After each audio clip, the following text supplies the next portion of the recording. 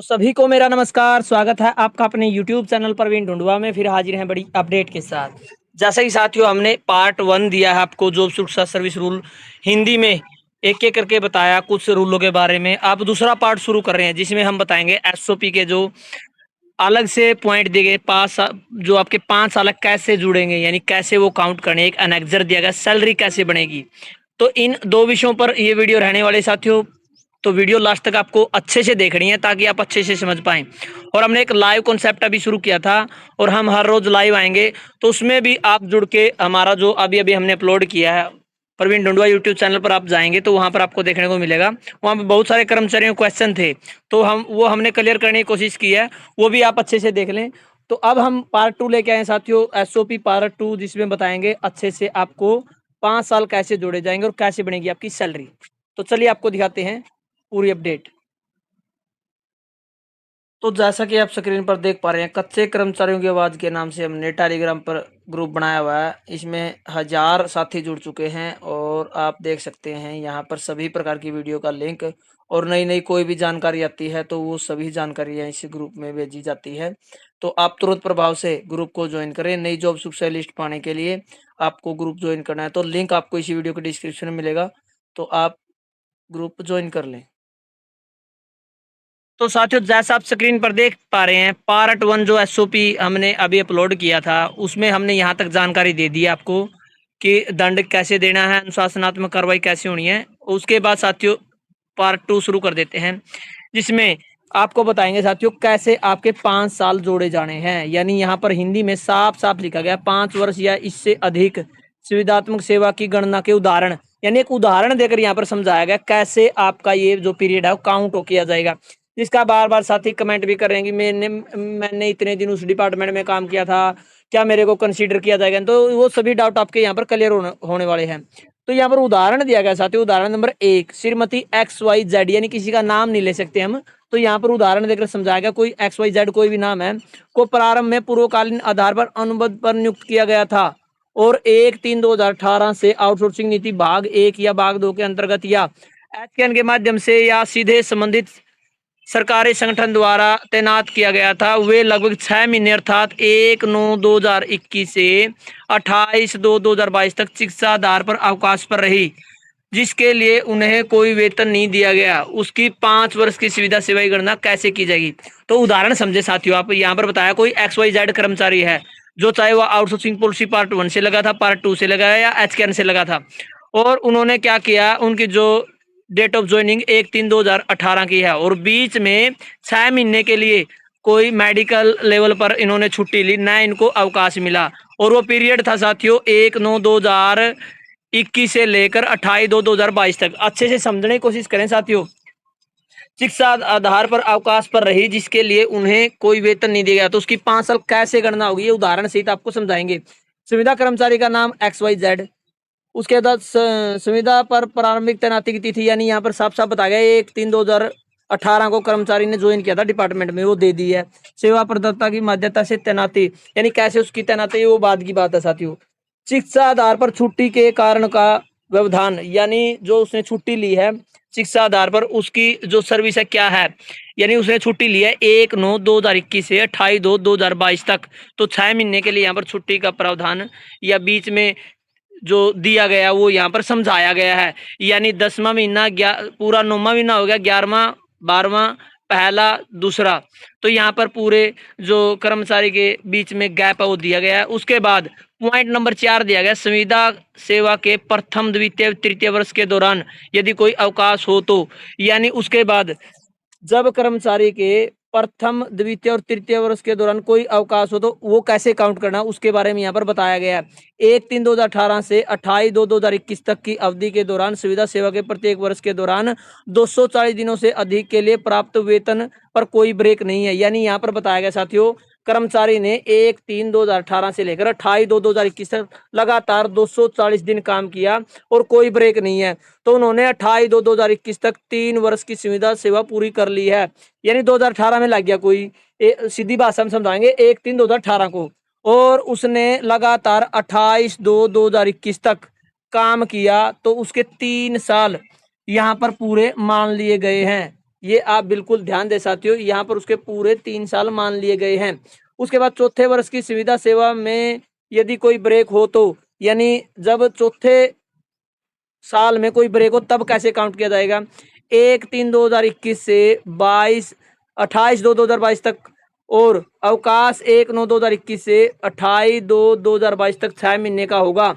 यदि सेवा के लिए चौथे वर्ष के दौरान 240 दिनों से कम का वेतन प्राप्त हुआ, तो यहाँ पर आप सभी को बता दें साथियों, अब ये साल मान लीजिए कर्मचारी की ज्वाइनिंग हुई थी 1 जनवरी, यहाँ पर आप सभी देखिए 1/3/2018 को, यानी 1 मार्च को ज्वाइनिंग हुई थी, और उसने जो छुट्टी ली साथियों उसके बाद 1/9/2021 से 28/2/2022 तक 6 महीने का यहाँ पर जो बीच में इसका गैप रहा।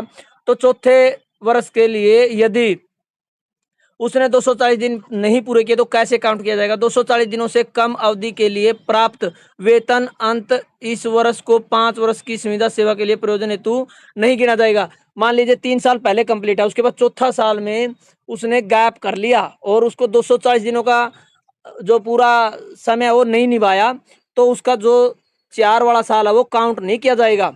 उसके बाद साथियों जो उसका नेक्स्ट ईयर शुरू होगा, यदि संविदा सेवा के 5वें वर्ष में कोई ब्रेक नहीं हुआ, यानी उससे उससे अगले साल उसने लगातार 1 साल अच्छे से काम किया, यानी उसकी ज्वाइनिंग दोबारा हुई 1/3/2022 को, जैसे उसकी छुट्टी खत्म हुई थी 28/2/2022 को, तो नेक्स्ट ही समझाने के लिए यहाँ पर साफ-साफ बताया गया कि 1 मार्च 2022 को दोबारा ज्वाइन किया, और 28/2/2023 यानी उसी साल के नेक्स्ट ईयर उसी डेट से 1 दिन पहले तक 1 साल माना जाता है। जो 240 दिनों वाला प्रावधान किया ना, तो उसमें उसने कोई ब्रेक नहीं लिया, तो उसके 240 दिन पूरे हैं, तो उन्होंने सेवा के लिए चौथा वर्ष पूरा कर लिया, यानी वो चौथा साल माना जाएगा, ना कि क्योंकि 3 साल उसने पहले ही पूरे कर लिए हैं और चौथे साल में उसके 240 दिन नहीं है, तो फिर 5वां साल शुरू हो गया, तो 5वां साल चौथे साल में काउंट किया जाएगा। उसके बाद साथियों पॉइंट नंबर 7 दिया गया, यदि छठे वर्ष की संविदा सेवा में कोई ब्रेक हुआ तो, यानी उसके बाद छठे साल में यदि कोई ब्रेक है, मान लीजिए उन्होंने दोबारा ज्वाइन किया, आप सभी को बता दें यहाँ पर 28/2/2023 तक उसके 4 साल कंप्लीट, छठा साल उसका शुरू हो गया 1/3/2023 को, और 28/2/2024 तक, यानी उसी डेट से 1 दिन पहले, तो फरवरी का महीना 28 साल का है, तो 2024 की 28 तारीख तक कोई ब्रेक नहीं है, सुविधा सेवा के इस वर्ष के दौरान 240 दिनों से अधिक वेतन प्राप्त कर लिया, तो उन्होंने 28/2/2024 को 5 वर्ष की सेवा पूरी कर ली, अर्थात कट ऑफ तिथि से पहले, यानी 15 अगस्त 2024 से पहले वो 5 साल कंप्लीट कर रहा है, तो उसकी पूरी 5 साल मानी गई है, और 15 अगस्त 2024 जो 24 की डेट है यहाँ पर दी गई है, यह सेवा में है। तो क्या अधिनियम के तहत सेवा सुरक्षा के लिए लाभ के लिए पात्र है? हाँ, उसने 5 वर्ष से अधिक की सेवा सुविधा जो सेवा पूरी कर ली है और वर्तमान में सेवा में है, इसलिए वह सेवा सुरक्षा के लिए लाभ पात्र है। तो कितने अच्छे से उदाहरण के लिए समझाया, दोबारा बता दूं साथियों, कोई कर्मचारी ने क्या किया, 1/3/2018 को ज्वाइन किया किसी डिपार्टमेंट में, और उसने लगातार 1/9/2021 तक जो है काम किया, और 1/9/2021 से लेकर 28/2/2022 तक वो चिकित्सा पर चला गया। तो यहाँ पर समझने वाली बात ये साथियों, उस दौरान कैसे गणना करनी है, तो बताया यहाँ पर चिकित्सा आधार पर छुट्टी के कारण सेवा में व्यवधान, यानी 1/9/2021 से लेकर 28/2/2022 तक, यहाँ पर साफ साफ बताया गया है कि उसने 28/2/2021 तक अपना जो पूरा 3 साल का कार्यकाल है पूरा कर लिया है, तो वो अगली साल उसकी काउंट नहीं हुई है।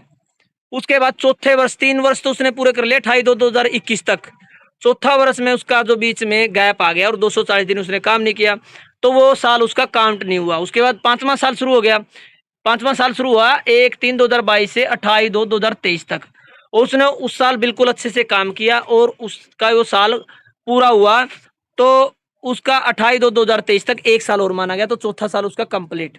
उसके बाद छठे साल में भी इसी प्रकार से 1/3/2023 से 28/2/2024 तक पूरे 240 दिन का वेतन प्राप्त किया, और कट ऑफ डेट यानी कट ऑफ डेट 15 अगस्त 2024 से पहले 28/2/2024 तक उसके 5 साल कंप्लीट हो गए, तो ये पात्र कर्मचारी है। तो और वर्तमान में वो जॉब पर होना चाहिए, बिल्कुल साफ साफ लिखा गया। तो ये उदाहरण देकर समझाया कि एक XYZ ने इतने डेट ऑफ को ज्वाइन किया, इतने दिन की छुट्टी ली, तो उसका कैसे काउंट करना है। तो साथी इससे समझें कि आपकी सर्विस कैसे काउंट होगी। तो उदाहरण देकर आप अच्छे से जो सर्विस रूल उन्होंने बताया, तो मैं मानता हूँ साथियों आपको अच्छे से समझ आ गया। नहीं भी आया तो दोबारा से एक वीडियो और दे देंगे आपको इस मामले पर। उसके बाद उदाहरण नंबर 2 जान लीजिए आप। उदाहरण नंबर 2 क्या रहेगा साथियों, जब पोस्ट चेंज हो जाती है तो कैसे काउंट करना है। श्री एबीसी को 1/8/2017 से सिंचाई विभाग में चपरासी के पद पर संविदा पर नियुक्त किया गया था और नियमित कर्मचारी की नियुक्ति के कारण 25/12/2020 से उसकी सेवा समाप्त कर दी गई और उन्हें 12/8/2022 से हरियाणा कृषि विपणन बोर्ड में एचकेएन के माध्यम से चालक के पद पर पुनः नियुक्त किया गया और वर्तमान में वे सेवारत है। अधिनियम के अंतर्गत सेवा सुरक्षा लाभ के लिए उसकी सुविधा सेवा गणना कैसे की जाएगी। तो उदाहरण के लिए आपको बता दें साथियों, कोई ग्रुप डी का कर्मचारी था और उसकी पहले ज्वाइनिंग हुई थी 1/8/2017 को सिंचाई इरिगेशन डिपार्टमेंट में और चपरासी के पद पर वो कार्यरत था। उसके बाद उसको हटा दिया गया बीच में 25/12/2020 से लेकर, और उसकी जो 25/12/2020 तक उसकी जो सेवा वो समाप्त कर दी गई और उन्हें दोबारा से 12/8/2022 में यानी 2 साल के बाद दोबारा से नौकरी पर रखा गया और उसको रखा गया डिपार्टमेंट चेंज हो गया कर्मचारी का और उसकी पोस्ट भी, और उसका जो माध्यम है यानी एचकेएन के माध्यम से दोबारा से उसको चालक के पद पर रख लिया गया। पहले वो पीएन था, उसके बाद चालक बन गया। तो उसकी सुरक्षा कैसे की जाएगी, उसकी जो जो सुरक्षा की पूरी साल कैसे काउंट की जाएगी। तो यहाँ पर संविदा कर्मचारी का नाम आप सभी को बता दें, XYZ जो भी है। उसके बाद संविदा कर्मचारी की प्रारंभिक तिथि, जैसे आपने उदाहरण में देखा था कि 1/8/2017 को उसने ज्वाइन किया, सेवा प्रदाता के माध्यम से तैनाती, यानी उसकी जैसे भी तैनाती हुई, सेवा समाप्ति के कारण सेवा में व्यवधान यानी 26/12/2020 से लेकर 11/8/2022 तक इनका जो बीच में गैप रहा, ये गैप है साथियों जो पहले वीडियो में बताया था ना, वही गैप है ये इनका।